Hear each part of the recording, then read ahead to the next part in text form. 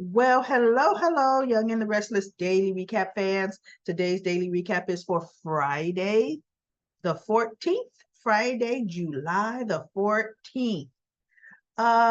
Guess what, y'all? Guess what? We have Nate shows up at Lily's door. Lily and Daniel were, this is the morning, the afterglow of being upstairs. And they're kissing on the couch and the doorbell rings and Lily goes to get it and it's Nate. And he has a bottle of wine in her hand. He goes, I wanted to welcome the new neighbor, my cousin from across the hall to the building.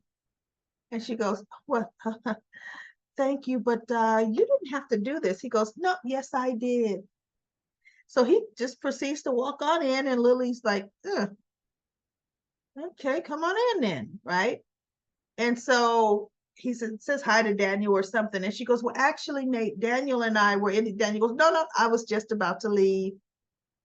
Now's the perfect time. And Lily kind of looks at him like, okay. He goes, and he gives her a kiss. He goes, I'll talk to you later. So Nate says, I would love to share a glass of wine with you. And so Lily says, you know what? I could do that. So they pour the wine, open up the bottle over there at the bar, pours the wine, and they go cheers. And then Nate's talking and he says something to her. And she says, Nate, we are family. We are. And I felt like at Dad's the christening of the opening of the jazz lounge, the things that Mamie said and the things that somebody else said, I forget what, that, you know what, the complete animosity, okay, I'm willing to drop that. She said, but as far as Nate, what you really did, I can't really forget it anytime soon. He goes, and I've apologized again and again, and I will keep apologizing until you know that I mean it. And so she goes, okay. And so he says, but I mean, at least you could kind of meet me halfway. And Lily goes, Nate, me having this glass of wine with you, that is my version of meeting you halfway. Okay. And he goes, but Lily, oh, she goes, no, he goes, oh, but look, I didn't go through with it. And she goes, but now, Nate, look, you are personally involved now with the woman you were conspiring to take our family's company away from us, Victoria. So I don't see any double dating in our future, right? How do you think, how do you think Devon and I feel knowing you've now made a personal connection with the woman who wanted to take our company? He goes, that's two different things. And she's like, no, it's not. It's like the same people. And he says, and look, I've apologized and I was willing to keep apologizing, but being with Victoria, I feel more like myself than I ever have. And Lily says, Nate, see, Elena was your conscience. She always tried to inspire you to be better. She goes, Victoria is the opposite. And she will instill in you or try to push you into just ruthlessness. And he goes, oh no, oh well. Devon, see, he can't stop. Devon was suing you for the company, but you forgave him. And she goes, Devon cheated on Amanda and hurt her badly in her face. with Abby, they're together.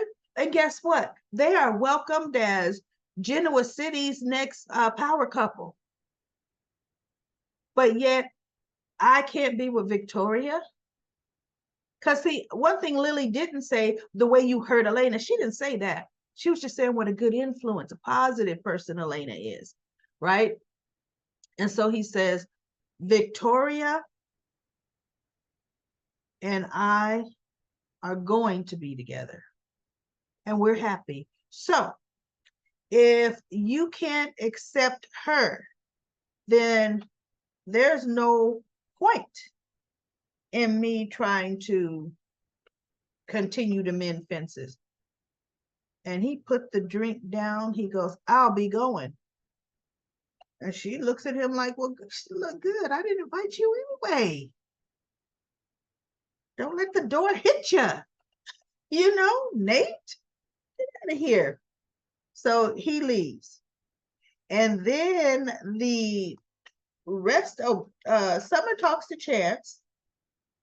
And Summer says that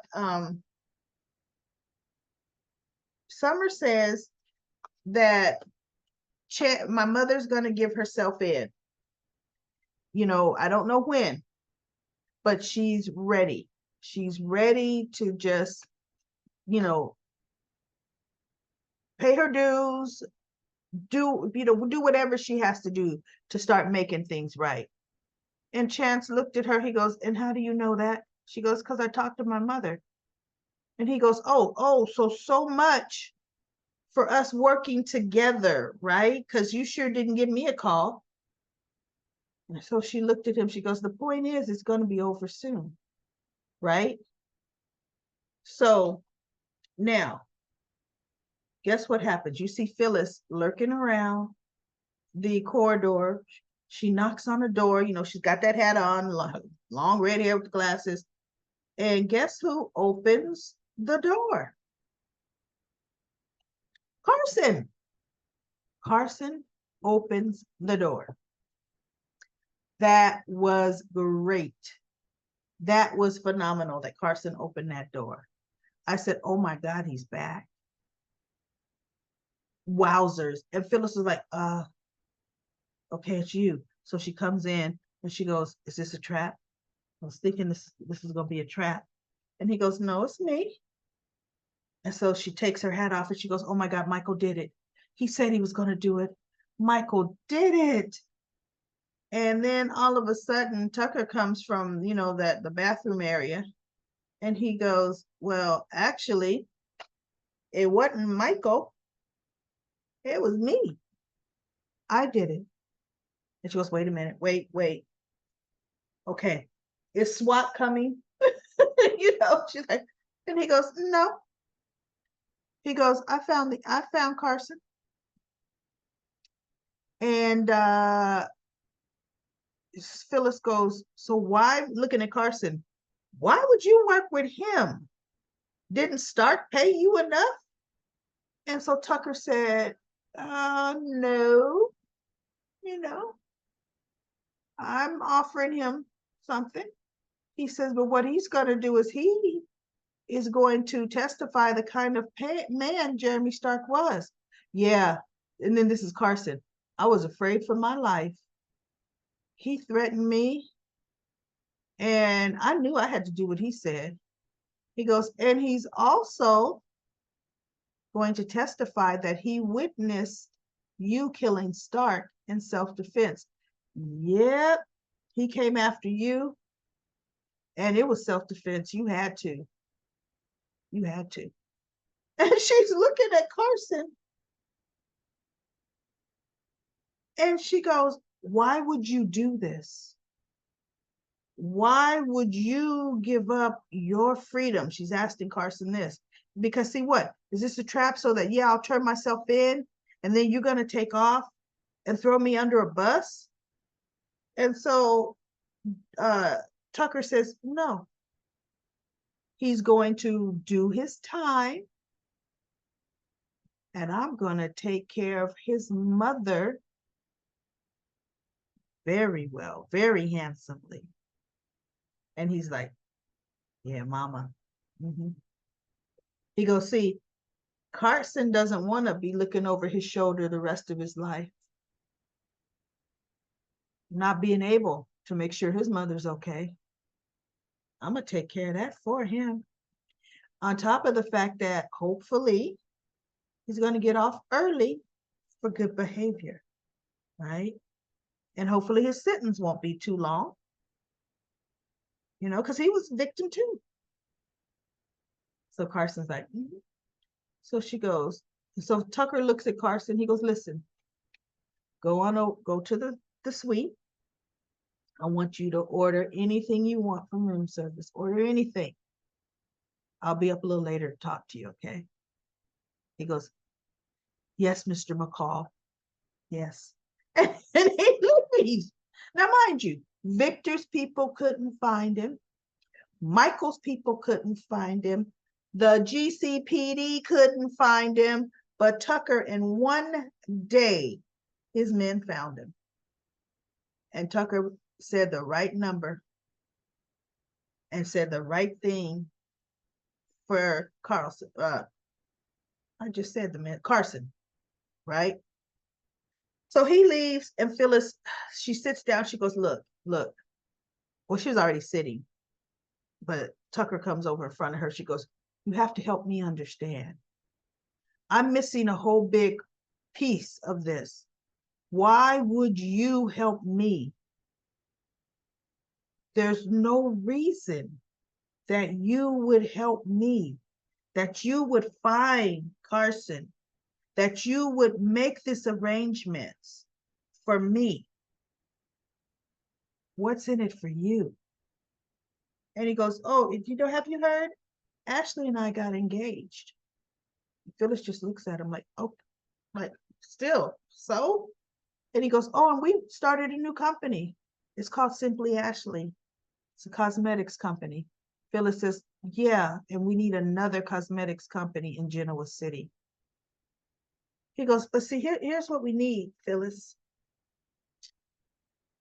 We need your presence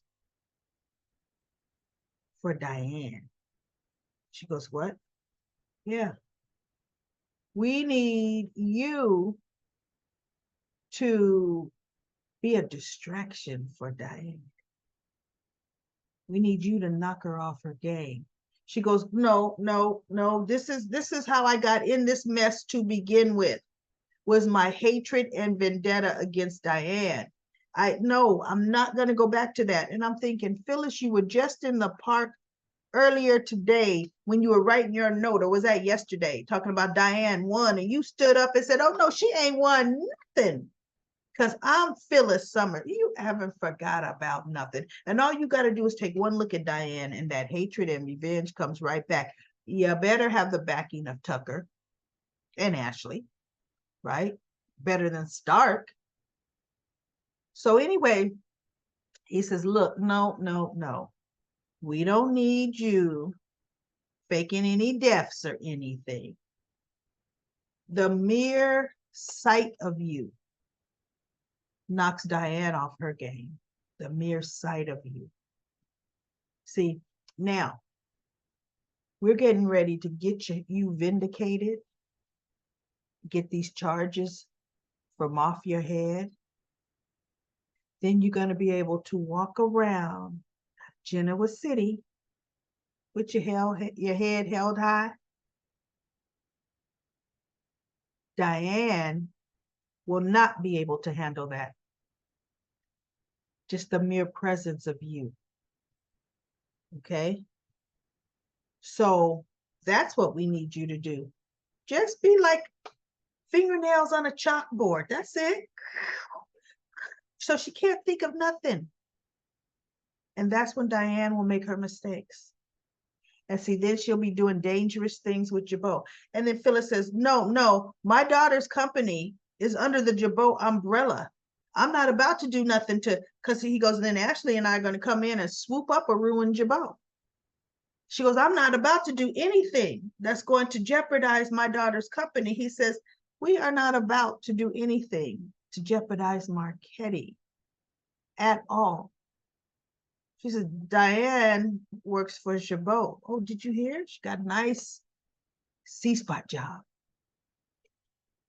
You know, and she and Jack are going to be married soon, very soon. And Phyllis is just looking.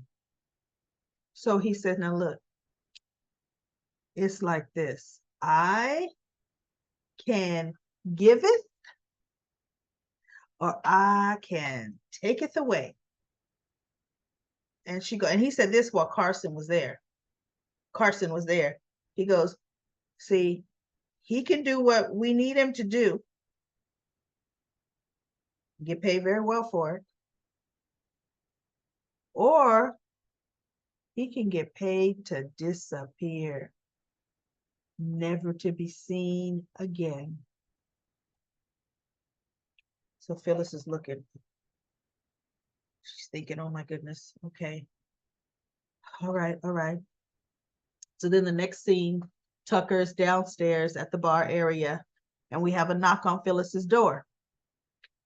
So she looks out the peephole and she opens the door and she goes, what are you doing here? And it was Heather.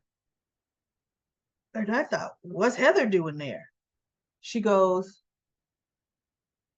I'm here on Michael's behalf. I'm here to be your lawyer. She goes, wait, no, wait, what? And I said, wait, what? You know, it's Michael's genius that gives her off. Why would they be writing him out like this? And then one of the Daily Recap fans, Libby's, sent me an email saying that the actor playing Michael, if we have noticed the last few days, the one eye was closing more, you know, like almost like he had a lazy eye, and one eye wasn't opening properly. He had to have eye surgery to correct that. So I guess it just had to come on and happen now, just right when he's in the middle of a good storyline. Because how often is Michael truly in a good storyline? But you know what? His health, he's an actor. He's got to look right on camera, right? So I understand. Remember when Jack ghosted Phyllis after Summer's wedding and Phyllis was going all unhinged and off a deep end?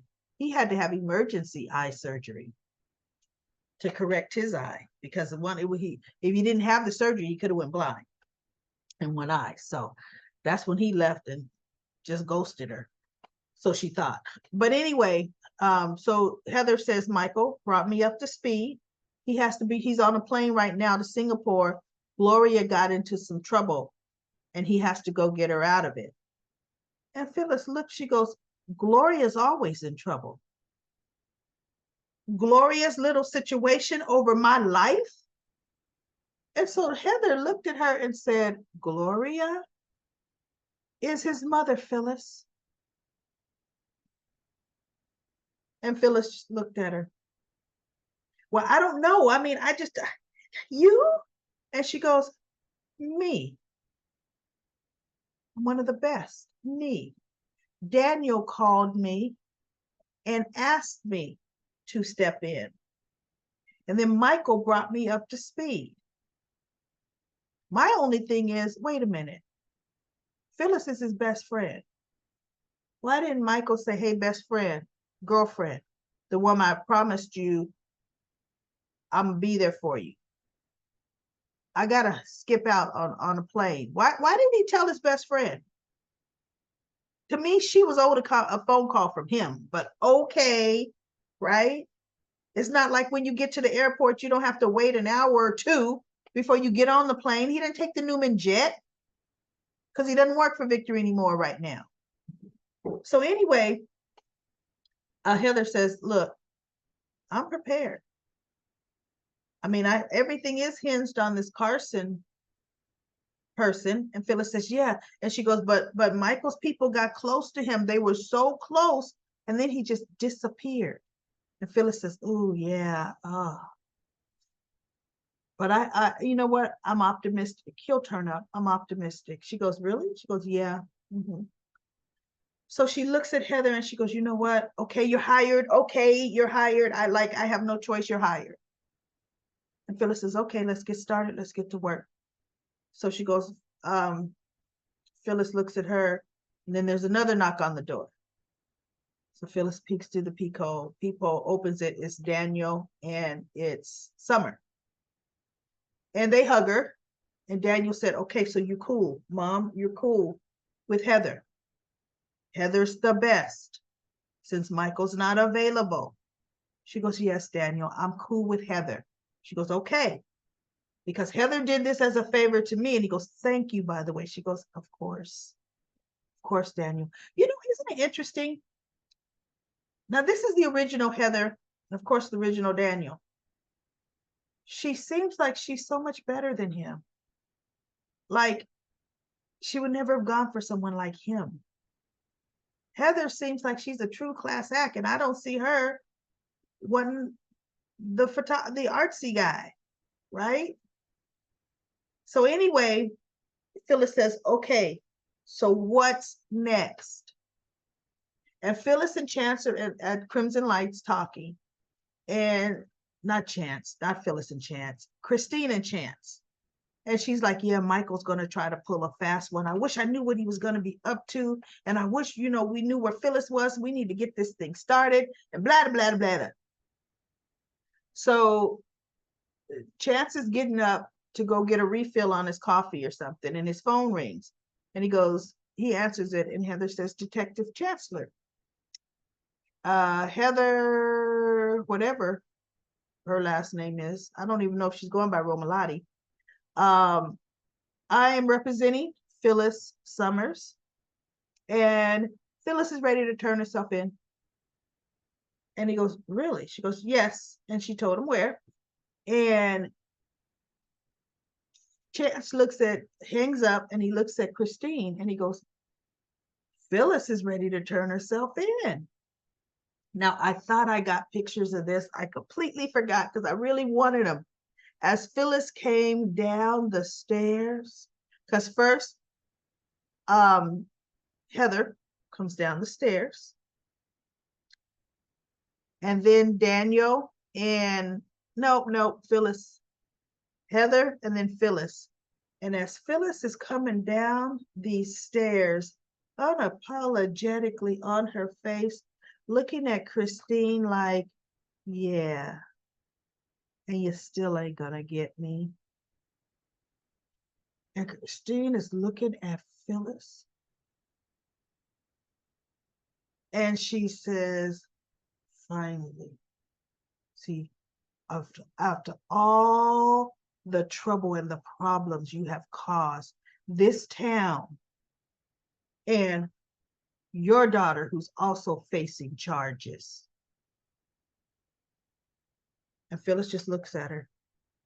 And Summer's looking like, okay, whatever. I did do it. Right? And she goes, I am so happy. And she looks at Chance. And he goes, Phyllis Summers, you're under the arrest for the murder of Jeremy Stark. And he puts handcuffs on Phyllis. Now, Tucker is still there in the bar area. And he's videoing the whole thing, from Chance and Christine coming in, to Phyllis coming down the stairs after her attorney, to Summer and Daniel coming down, and to Phyllis getting arrested. And he immediately sends it to Diane. And of course, we know he sent it to Ashley too. But he immediately sends it to Diane. Now, Diane has spent the whole episode talking to Kyle about forgiveness. Oh, Kyle, blah, blah, blah, yada, yada, right? And so she goes, what is this? Because Kyle was finally getting ready to leave after all that long talk. And she goes, and Kyle's looking, Phyllis has been arrested? Because she goes, this is from Tucker. And they show Phyllis getting arrested. And Diane has a look on her face like, Phyllis. And Kyle says, yeah. And Summer is standing proudly right by her side. Like, further proving his point. It's like, shut up, Kyle. You would be proudly by Diane's side. You were proudly by her side when she was accused at the jazz club. So don't even be such a hypocrite. Summer's right there by her side. Okay, and so what? So next week ought to be good. Now, I'm looking forward to next week's episode to see how this is going to, because I kind of think now they're going to go pretty fast. Except, goodness gracious, everybody, when are they going to run out of material from the writer's strike? That's coming. I think we're going to be abruptly shocked into nothing, no material, no soaps. So anyway, that's it. Everybody have a phenomenal weekend. I will be back next week for some more daily recaps of The Young and the Restless.